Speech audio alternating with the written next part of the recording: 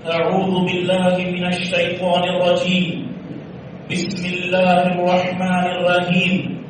وما ينطق عن الهوى إن هو إلا وحي يوحى. رب اشرح لي صدري ويسر لي أمري واحلل عقدة من لساني يفقهوا قولي. ربي زدني علما.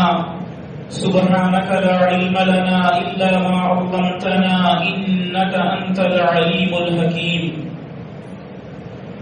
ప్రియమైన ధార్మిక సోదరులారా, ధార్మిక సోదరిమణులారా, అల్లాహ్ సుబ్హానహు వ తఆలా ఈ ప్రపంచంలో మనల్ని సృష్టించాడు. అల్లాహ్ తెలియజేస్తూ ఉన్నారు, వమా ఖలఖతుల్ జిన్న వల్ ఇన్స ఇల్లా లియఅబుదూన్. నేను జిన్నాతులను మరియు మానవులను కేవలం నా ఆరాధన కోసం మాత్రమే సృష్టించాను. ఆ ఆరాధన పద్ధతిని మానవుల వరకు తెలియజేయటానికి అల్లాహ్ తాలా ప్రతి కాలంలో అనేక మంది ప్రవక్తలను పంపాడు. అల్లాహ్ అంటూ ఉన్నారు, వలకద్ బఅస్నా ఫీ కుల్లి ఉమ్మతిర్ రసూల్ అన్ యఅబుదుల్లాహ్ వజ్తనిబుత్ తాగూత్. అల్లాహ్ యొక్క ఆరాధన చేయటానికి తాగూత్ యొక్క ఆరాధన, విద్యా దైవాల ఆరాధన విడిచిపెట్టడానికి ప్రతి కాలంలో అల్లాహ్ తాలా ప్రవక్తలను పంపాడు. ఆ ప్రవక్తల ద్వారా మానవులకు మార్గదర్శకత్వము చేశాడు. ఇదే ప్రవక్తల పరంపరలో చిట్ట చివరి దైవ ప్రవక్త హజరతే ముహమ్మదు రసూలుల్లాహ్ సల్లల్లాహు అలైహి వసల్లం వారిపై అల్లాహ్ తాలా ఈ ధర్మాన్ని పరిపూర్తి చేశాడు. అల్లాహ్ సుబ్హానహు వ తఆలా తెలియజేస్తూ ఉన్నారు, అల్ యౌమ అక్మల్తు లకుం దీనకుం వ అత్మమ్తు అలైకుం నిఅమతి వ రదీతు లకుముల్ ఇస్లామ దీనా. మహాప్రవక్త సల్లల్లాహు అలైహి వసల్లం తన జీవితంలో చేసిన చిట్ట చివరి హజ్జులో అరఫా దినాన అల్లాహ్ ఈ వాక్యాన్ని అవతరింపజేశాడు, అల్ యౌమ అక్మల్తు లకుం దీనకుం. ఓ ప్రవక్త, ఈ రోజు నేను ఇస్లాం ధర్మాన్ని మీపై పరిపూర్తి చేశాను. ఇక ప్రళయం వరకు వచ్చే మానవులందరికీ జీవన విధానం ఇస్లాం మాత్రమే సోదరులారా. ఇప్పుడు అల్లాహ్ సుబ్హానహు వ తఆలా ఖురాన్ గ్రంథాన్ని అవతరింపజేశాడు. ఖురాన్ గ్రంథాన్ని రక్షిస్తాను అని అల్లాహ్ ఖురాన్ లో వాగ్దానం చేశాడు. అల్లాహ్ తెలియజేశాడు, ఇన్నా నహ్ను నజ్జల్నా జిక్రా వ ఇన్నా లహు లహాఫిజూన్. నిశ్చయముగా ఈ ఖురాన్ గ్రంథాన్ని నేను అవతరింపజేశాను, దీనిని రక్షించే బాధ్యత నాదే అని అల్లాహ్ తాలా తెలియజేశారు. ఆ తరువాత మహాప్రవక్త సల్లల్లాహు అలైహి వసల్లం వారికి అల్లాహ్ తాలా హదీస్ అంటే ప్రవక్త వారి ఆచరణ కూడా మన జీవితంలో ఇస్లాం యొక్క ఆచరణలో ఒక భాగముగా చేశాడు. ఇస్లాం ధర్మములో ఎంత అయితే ఖురాన్ గ్రంథానికి ప్రాధాన్యత ఉన్నదో అంతే ప్రాధాన్యత సున్నతుకు కూడా ఉంది. ప్రియులారా, ఖురాన్ గ్రంథం మాత్రమే మాకు కావాలి, సున్నత్ మాకు అక్కరలేదు అన్నవాడు కుఫుర్ స్థాయికి, ఇస్లాం మిల్లత్ నుండి బయటకు వెళ్లిపోతాడు. సోదరులారా, సుబ్హానల్లాహ్, మహాప్రవక్త సల్లల్లాహు అలైహి వసల్లం జీవితములో ప్రతి ఆచరణ మన కోసం సున్నత్. ప్రియులారా, సుబ్హానల్లాహ్, అల్లాహ్ తాలా ప్రళయ దినాన సాఫల్యం పొందటానికి అల్లాహ్ యొక్క తౌహీదుతో పాటు ప్రవక్త వారి సున్నతును కూడా అల్లాహ్ ఖచ్చితమైన విషయముగా ఖరారు చేశాడు. కాబట్టి మీరు ప్రవక్తకు విధేయత చూపినట్లయితే వమై యుతిర్ రసూల ఫఖద్ అతా అల్లాహ్. ఎవరైతే ప్రవక్తకు విధేయత చూపారో వారు అల్లాహ్కు విధేయత చూపినట్టు అని అల్లాహ్ ఖురాన్ గ్రంథంలో తెలియజేశారు. అల్లాహ్ తెలియజేశాడు, కుల్ ఇన్ కుంతుం తుహిబ్బూనల్లాహ్ ఫత్తబిఊని.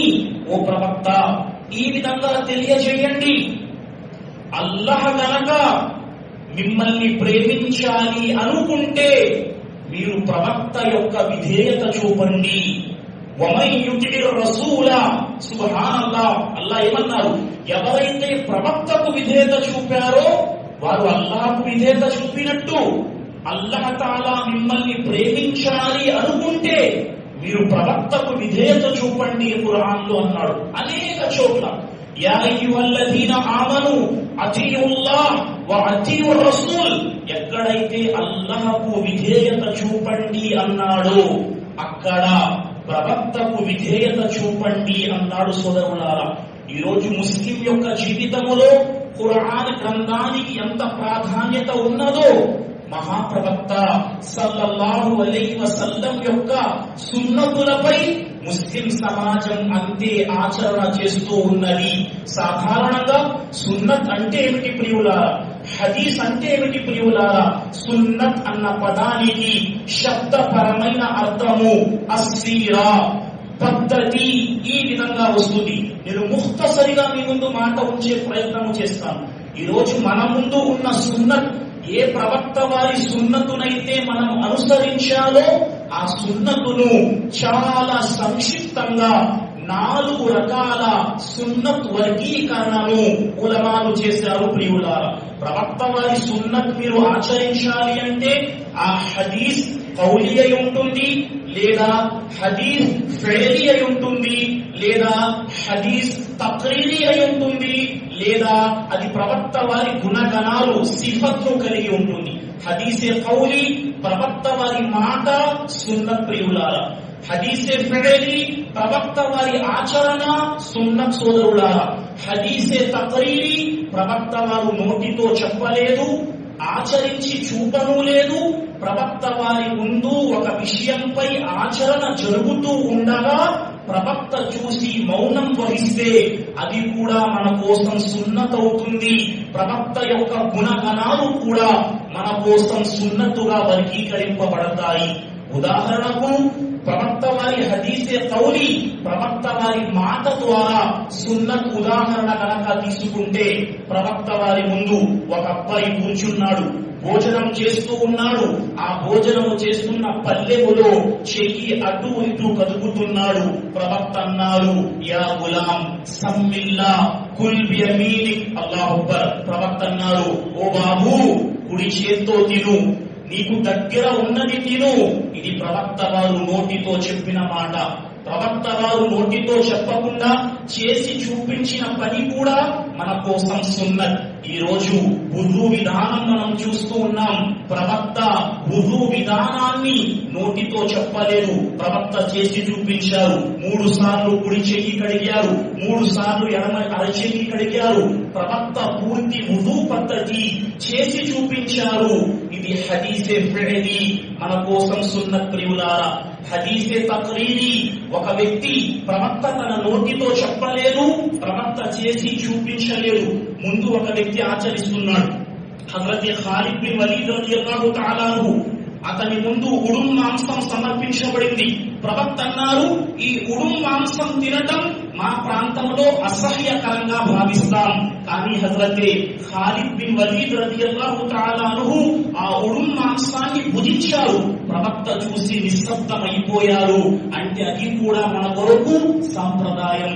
సోదరులారా, మరి ప్రవక్త సల్లల్లాహు అలైహి వసల్లం మాటలు ఈ రోజు వరకు మన వద్ద ఉన్నాయి అంటే మనం చేసే నమాజ్, సుబ్హానల్లాహ్, నమాజు చేయటానికి ముందు కిబ్లా వైపునకు తిరిగి నిలబడాలి. నమాజ్ ఆచరించేటప్పుడు మీ 2 అరచేతులను మీ భుజాలకు సమాంతరంగా గాని, మీ యొక్క చెవులకు సమాంతరంగా గాని ఎత్తాలి. మీ చేతులు నమాజులో ఎడమ చేతిపై కుడి చేతిని కట్టాలి, 2 చేతులు ఛాతీపై కట్టాలి. నమాజులో సూరే ఫాతిహా చదవనిదే మీ నమాజ్ అవ్వదు. సూరే ఫాతిహా తర్వాత ఆమీన్ బిగ్గరగా పలకాలి. రుకులోకి వెళ్ళేటప్పుడు 2 అరచేతులను ఎత్తి రుకులోకి రఫుల్ యదైన్ చేసి వెళ్ళాలి. రుకు నుండి తల పైకెత్తిన తరువాత తిరిగి రఫుల్ యదైన్ చేయాలి. ఆ తరువాత 2 చేతులు భూమిపై ఆంచుతూ మీరు సజ్జదా చేయాలి.